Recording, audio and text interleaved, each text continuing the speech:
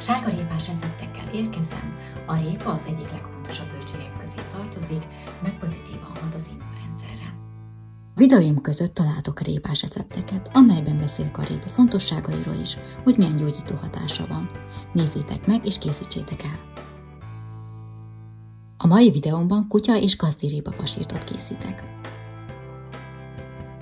A kutyának elkészített répafasírtját a szokásos kimélt húsodagjához érdemes adni.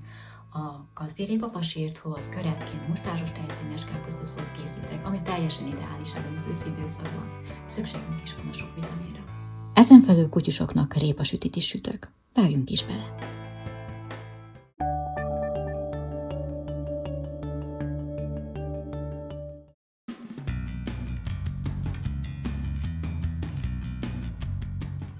Kimérek 150 g kinoát egy edénybe, és 300 ml vízben oda teszem főni. Közben egy kis sót hozzáadok, 15 percig főzöm. Eközben elkezdem a szószos káposztát.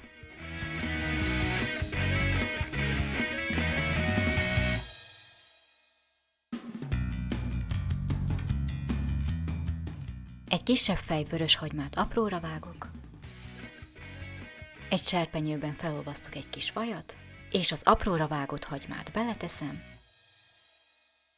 majd egy kicsit megdinsztelem. Egy fél fej káposztára lesz szükségünk, amit most csíkokra is vágok. Ráteszem a dinsztelt hagymára, ezután sózom.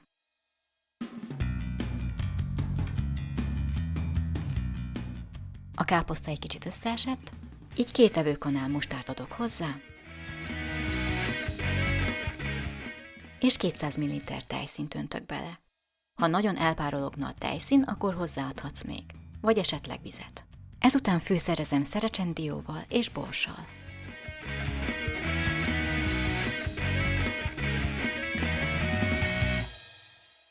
Jó alaposan összekeverem.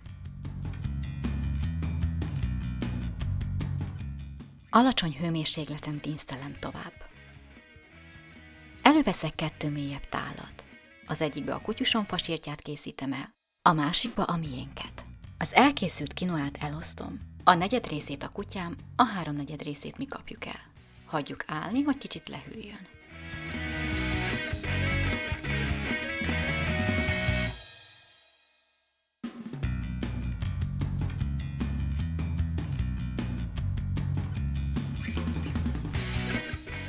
A kutyám táljába belereszelek 2 kis répát, és majd csak ezután adok hozzá egy tojást, amit előtte kicsit felkeverek. Ezen felül egy púpos teáskanál hajdinaliszt is belekerül.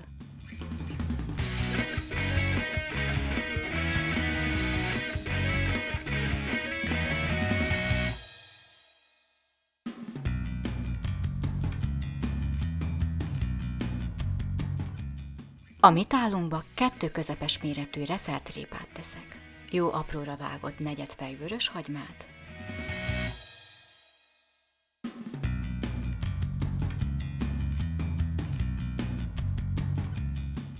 és egy tojást adok hozzá. Sózom és borsozom.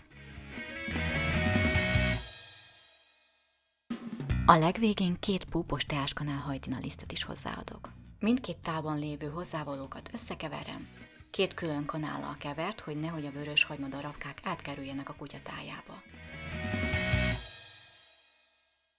Készen is állnak a formázásra. Mielőtt megformázom a fasírtokat, előtte kicsit bevizeztem a kezem, hogy ne tapadjanak nagyon hozzám. Elővettem egy tepsit, amit kibéleltem egy sütőpapírral.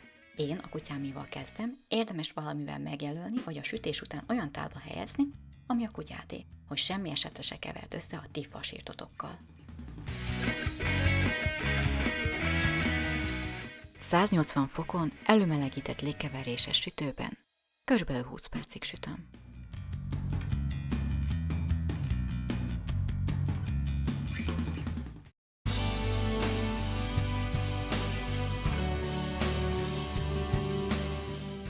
Eközben a szószos káposzta is elkészült. Utolsó lépésként hozzáadok egy teáskanálnyi keményítőt, hogy az egészet egy kicsit összerántsa. Ezáltal sokkal egybeálló köret lesz.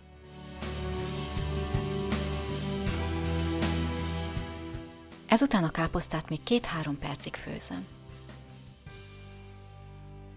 Végül meghintem egy kis apróra vágott petrezselyemmel. Készen vannak a fasírtok.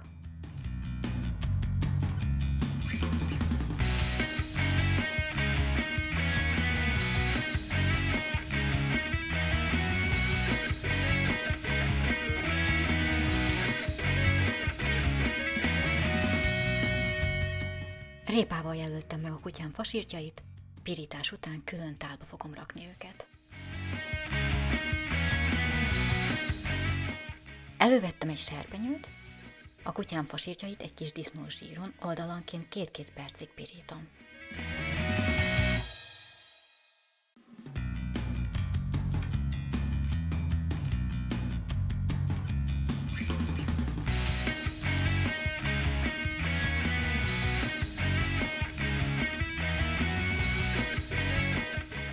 A serpenyőből a fennmaradt zsírt kitörlöm, mert a mi fasírtunkat egy kis vajban fogom megpirítani, hogy kapjon egy kis színt.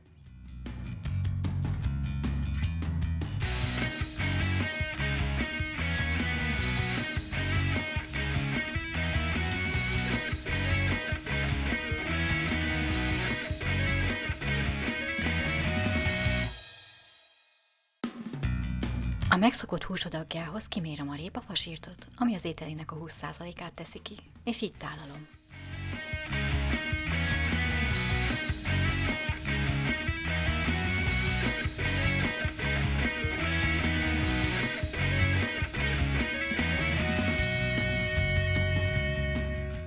Ha esetleg nem szereted a káposztát, akkor a répafasírthoz a sült krumpli is nagyon jó passzol.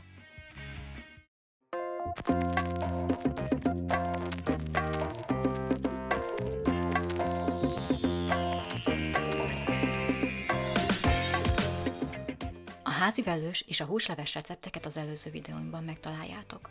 A linket a jobb felső sarokban vagy a videó leírásban keressétek. Az összes hozzávalókat a reszelt répához adom és egyneműsítem.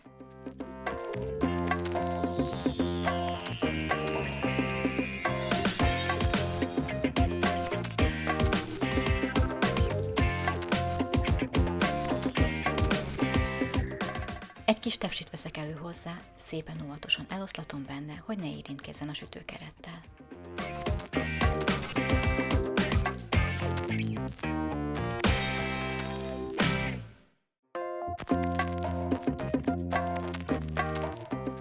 Az almát meghámozom, félbevágom, mivel csak a felét fogom felhasználni. A magokat a magházzal együtt eltávolítom. Apróra vágom, és a tészta tetejére szórom.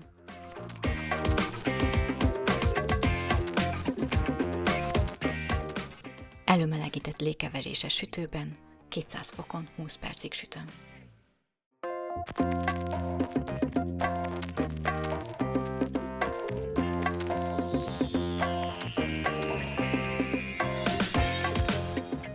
Közvetlenül a sütés után késsel csíkokra vagy téglalap alakúra vágd.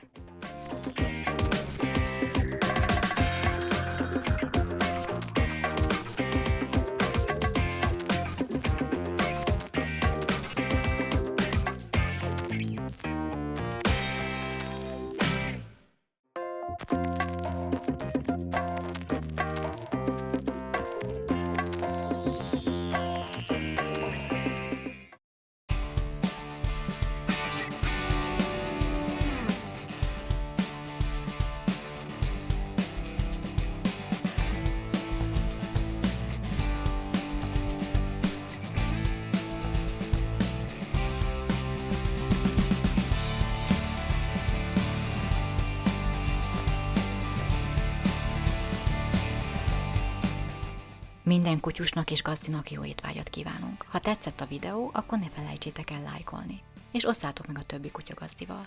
Találkozunk decemberben!